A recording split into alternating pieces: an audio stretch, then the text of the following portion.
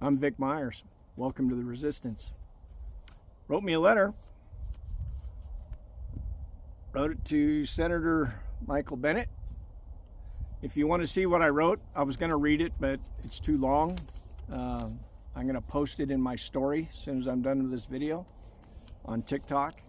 So you can go to TikTok, look at my story, and you can read it there and see exactly what I said. But here's the deal, folks. 33 of our U.S. senators are up for re-election in 2026, and 19 of them are Republicans, 14 are Democrats. That's an advantage for us. We can make a difference two ways. One, this letter to my Democratic Senator Michael Bennet is telling him that he cannot expect me to vote for him just because I'm a Democrat. It's telling him that he still has to earn my vote. And if he does what he did the last time that Trump was in, which was basically nothing, no pushback against his nominees, no pushback against his excesses, if that's what he's going to do this time, then no, I'm not going to vote for him. What's the point? Might as well vote for a Republican instead, because voting for a Democrat didn't help me, right? That's one thing I'm telling him. I'm telling him that I expect him to be fighting vocally and visually to get the judicial vacancies filled before Biden leaves office. I'm telling him I expect him to be fighting for us.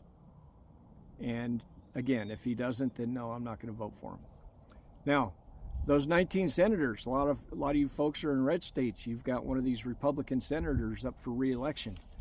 That is a good thing for you, because if you send a letter, a physical letter, if you make an actual phone call, those things get noticed. You know what happens if you go to their either campaign or official senator website and fill out their form? All you're doing is giving them your email so that they can send you solicitations. Don't waste your time with emails. Send them a physical letter.